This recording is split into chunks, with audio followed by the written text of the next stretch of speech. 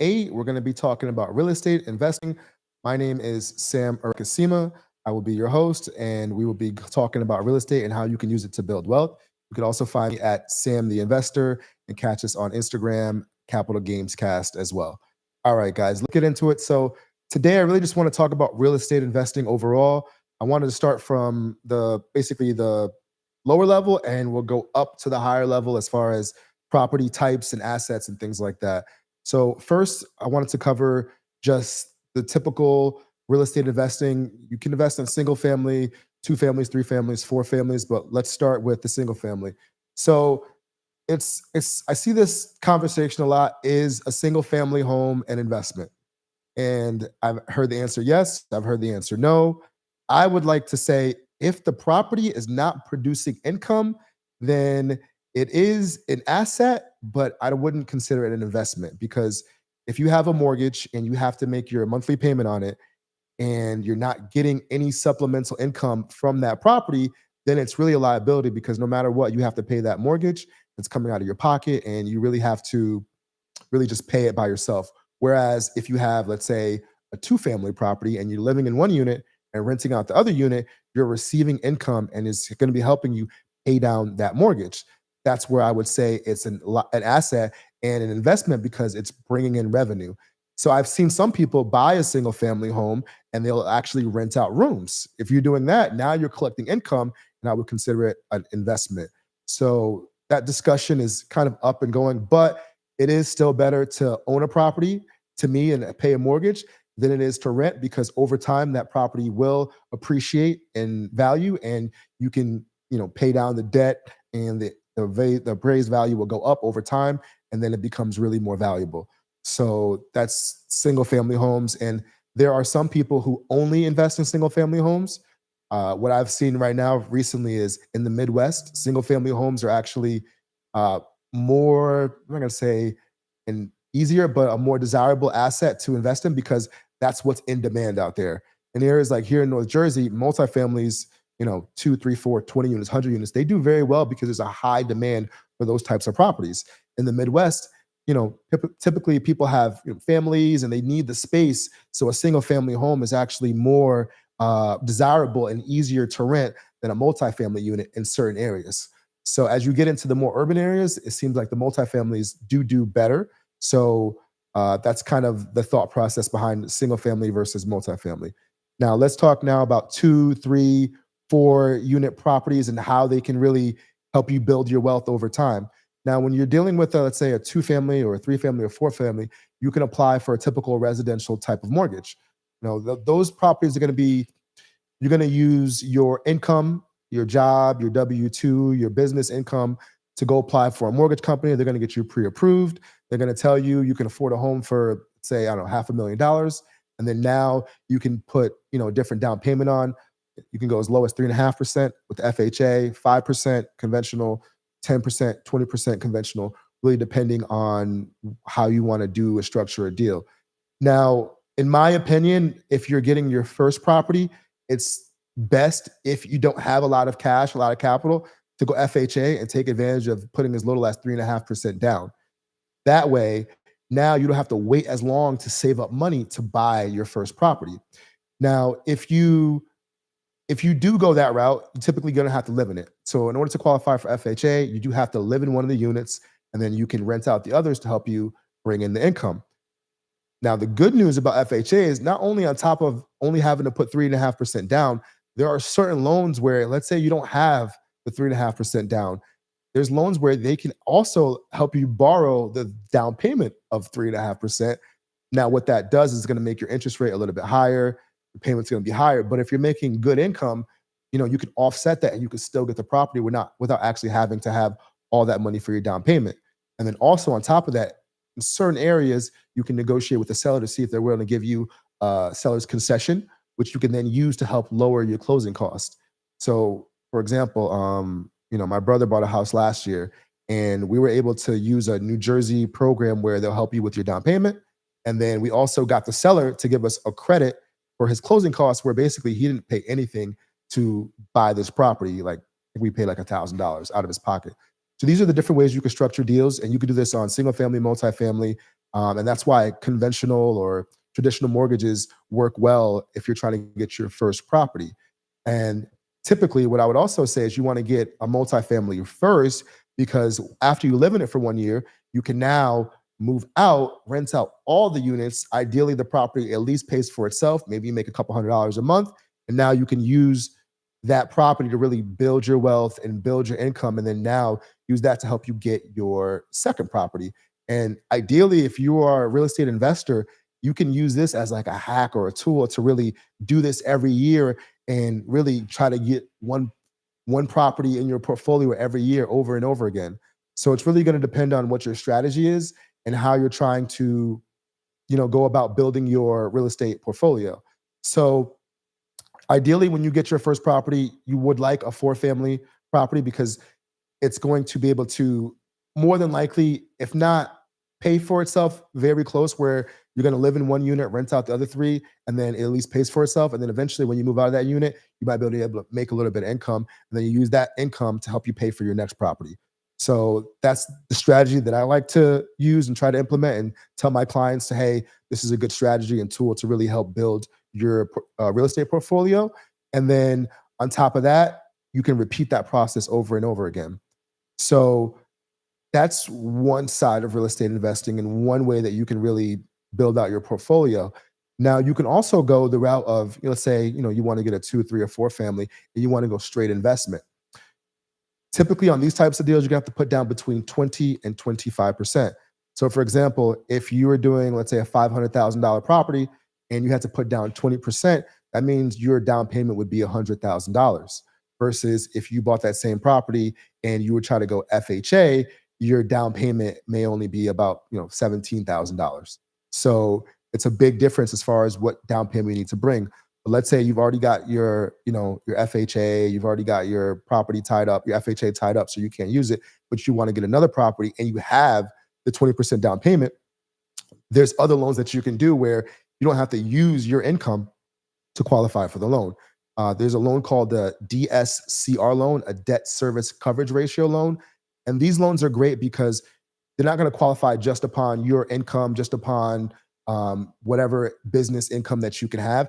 It's going to be qualified based upon the rents that the property receives. So let's say, for example, you wanted to get a 4 unit property, and you could rent each unit out for $1,000. That's $4,000 worth of income that the property is bringing in. Now, as long as your mortgage is less than, let's say, I don't know, 400,000, a bank will actually be able to give you a loan based upon the $4,000 that you're receiving in rent to help you qualify for the property. So this is a great tool that a lot of investors use to build out their portfolio. Now, obviously, you're still going to have to put down 20%, 25%, but you're not going to have to rely upon your personal income to help you qualify for the loan. So these are the type of deals that you can do and properties that you can get into. And if you want to be a real estate investor, depending on where you live, there may be great deals in the area you're from, but they may not be. Like, for example, in this North Jersey market, it's extremely competitive. There's low inventory. There are deals, but they're kind of few and far in between. But there's areas outside of New Jersey, like Midwest, the South, Texas, where you don't need as much capital because the properties are typically cheaper, and you may be able to get a higher return on your down payment. So if you really want to get into real estate investing, you want to really expand your horizons, look at all the different markets that you could possibly invest in. Pick one market that you like. You're going to do your research. And typically, what most investors are looking for is either two things when they're buying a property. They either want cash flow, where every month they're going to receive a certain amount of money from buying that property, or they're going to want appreciation, where they know if they buy this property now, let's say for $500,000, they believe in 2, 3, 4, 5 years, that property is now going to be worth 600,000, 700,000, 800,000. And if you're buying in New Jersey right now, I believe most people are really buying for appreciation because of the high interest rates and the high cost. The cash flow is going to be very tight. So it depends on what type of investor you are. It depends on what you're looking for. Is really going to determine what market that you're looking at. And maybe you might have to get outside of the immediate area where you are and go outside your comfort zone and find a market where you can get either the cash flow that you're looking for or the appreciation that you're looking for. Ideally, you want both, right? You want to be able to get a property that's bringing in money every month and you're making money. And then also, as time goes by, the value of that property is also increasing. And one of the ways that you can kind of look at to see if a property is going to appreciate in value is population growth. If you're looking at a city or a market where you're seeing the population decline, it's probably not going to appreciate well, because in order for a property to appreciate, you're going to need to increase the demand or lower the supply. So if people are leaving a certain area, that means there's going to be more properties on the market, less demand, and the prices are actually going to decline over time. But if you're going into an area where you're seeing population growth increasing 1, 2, 3% every year, you know that there's more people coming into the area. And unless they're building more properties, the demand is going to keep on going up and the supply is going to keep on coming down, forcing prices to go up, which is exactly what we're seeing here in the North Jersey market. It's just very high demand, limited supply. They can't build the properties fast enough. And the newer construction properties are going for even higher prices because those are actually the properties that people really like. Everyone likes a new construction, new things. So if there's a new construction build, typically it's going to have a higher price tag because somebody has already done the work of renovating it and updating it. So you're going to have to pay a premium for that. So that's kind of like the first level, single families, two families, three families, four families. The next type of investing that investors can do when you're doing real estate investing is commercial. So on the multifamily side, anything 5 units and up could be considered a commercial property. I've seen some 4 units be considered commercial property because it could be like a laundromat on the first floor and then 3 units, 3 residential units on top, and that could be also considered commercial. But generally, anything 5 units and up, as far as multifamily, would be considered commercial. Those loans are going to be structured differently than your typical conventional mortgage because, again, with these loans, you're going to want the debt service coverage ratio where the amount of income the property is bringing in is really determining the value of that property as well. So let's say you have a 10-unit building. Each unit is bringing in $1,000 a month. That would be $10,000 a month, $120,000 a year. And then typically 1% of the rental income you would want for the purchase price. So you'd pay typically 1.2 million, maybe 1.5 to actually get that deal, covered by a bank where they're willing to lend you the money for that property. So if it's a $1.2 million property, the bank's going to tell you, hey, put down, 20%, 25%, and then we will give you the loan for the difference. And that's how you can actually buy a 10-unit property. And the beauty of those types of deals is if you find a property where, let's say it's $1,000 a month in rent, but let's say that property needs work, right? And they haven't done any renovations, and you buy that property at, let's say, 1.2 million. And then because you're going to reinvest money into the property, you're going to, fix up the bathrooms, fix up the kitchens. And then now let's say you can get $1,200 a month for rent.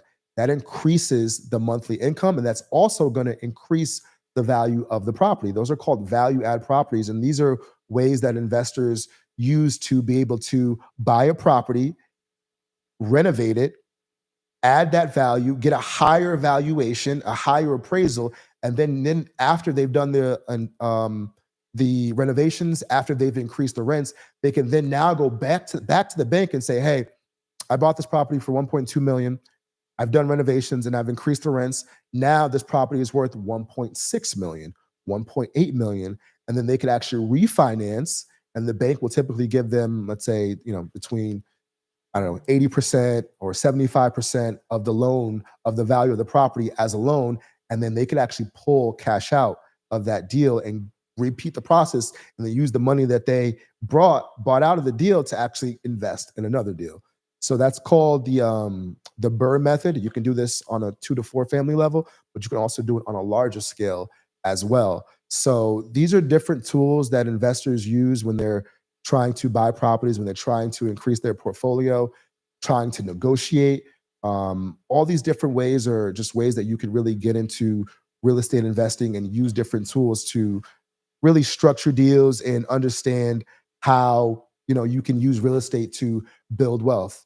And typically with real estate, it takes time for these properties and to really be as valuable as you would want them to be. And you really have to give it time because sometimes it may take 5 years, 10 years for the appreciation to really go up, and then you can refinance again, pull cash out, and then get the value out of it. So it's going to take time, but you can force appreciation by doing the renovations as well.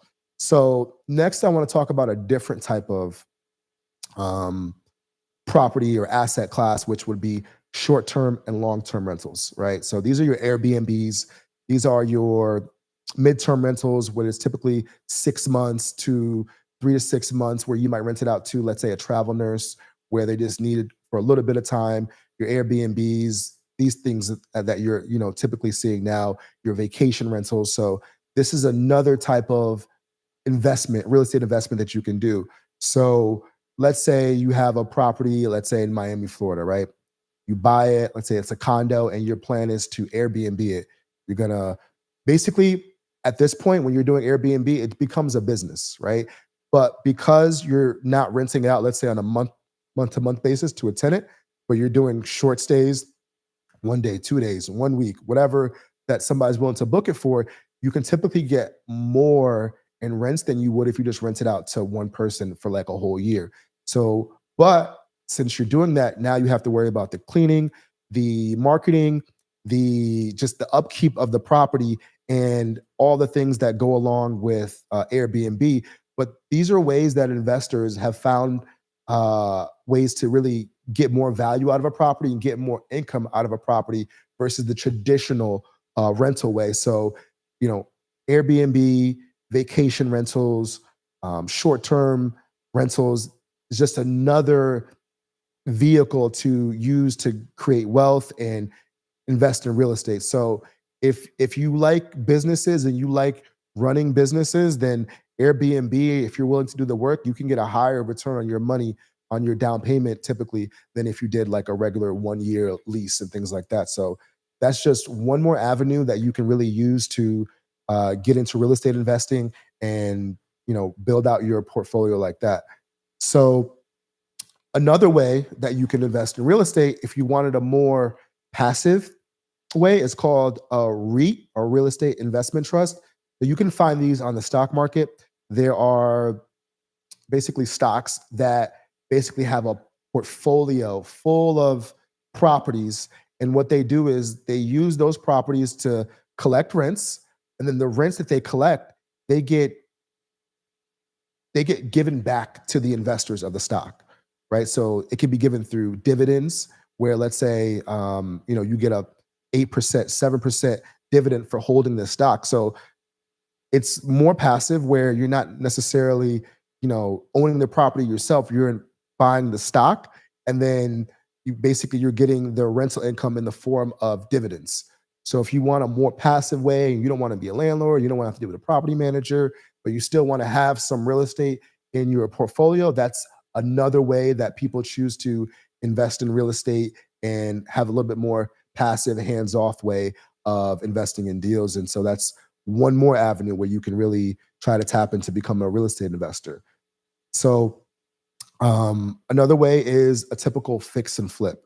So fix and flips are good if you are very hands-on, if you understand a certain market, if you want to get your hands dirty, if you want to worry about having a crew and looking for value add situations. So basically a fix and flip is where you'll find a property that's typically distressed, needs work, needs rehab. Let's say a single family home where it was a hoarder house and it's a complete mess. A retail buyer is not going to want that property, right? Somebody who's trying to buy their first property is just not going to want that property to take on for their first property, because all of the work involved. They may have a job where they don't have the time or energy to put into buying a property like that. That's where a fix and flip investor comes in. They says, you know what? I'll take the headaches. I'll take the all the work that goes along with that property. Let's say it's a single family. They buy it for $200,000, and their plan is to put $100,000 worth of work into it, and then go ahead and sell it to a end buyer for, let's say, 400,000 or 450,000. Right? That's a fix and flip where they're buying it and they're going to fix it and they're going to flip it to an end buyer who's going to pay a higher retail price because all of the work of the renovations and permits and dealing with the crew and supplies, that's done by the fix and flipper, and then they're just willing to say, all right, well, you've done all that work, I just want to buy the finished product. And that's why fix and flip investors do deals like that. And it really depends on your your goals. Like fix and flips are great ways to just build cash and build capital. Me personally, I'm more of a buy and hold person myself. Whereas I don't necessarily want to. I'll do a fix and flip, but I really want to own the asset and just collect the rental income. It's not going to be as big as a payday of a fix and flip, but I'm going to own that asset over a long period of time, and I'm going to collect the rents, and I'm going to get the tax advantages and the appreciation and the tenants paying down the debt on the property. So that's kind of my strategy. But fix and flip is a great way to just get income, and typically if you can get in and out of a flip between 3 months or 2 months, 3 months, 6 months, the shorter the time that you can be in that property, typically the more profitable it's going to be. But at the same time, if you're doing a larger renovation, you need to get permits and things like that. It's gonna take even longer, but you may be able to get a higher return on the money because you're gonna have a better product at the end. And so that's one more way to do real estate investing. And I guess the next step from there would be just ground up development, right? If you're building a property from the ground up, you see a piece of land, you're going to develop it, you're going to get all the permits, the zoning, everything that goes along. You're going to develop that property from ground up. That's another way to get into real estate investing. And some people will build a ground up property and they'll sell it. Some people will build a ground up property and they'll rent it out.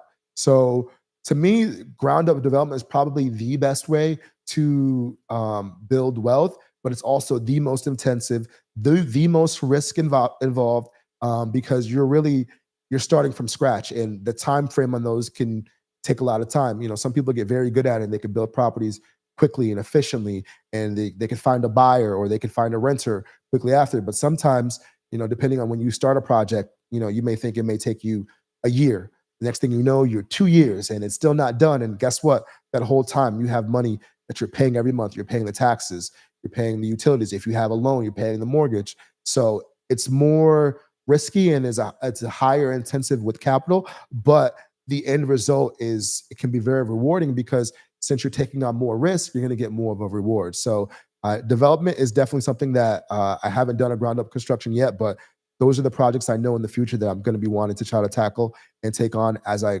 have more capital, I have more time, and to invest in some of these longer term projects. That's definitely the way I know I want to use my time. So that's one more way to get into real estate investing. And then one of the last ways that I want to touch upon is something called syndication. So there's things that you can do. Let's say you have 100 unit or 200 unit building, right? And let's say that property costs $40 million. If you have the capital and you have the cash, you can go out and, let's say if you have $40 million laying around, you want to buy a property like that, you can just go out, make the offer, and buy that property. But a lot of people, what they'll do is they will actually pool money together, right? They'll go find investors, right?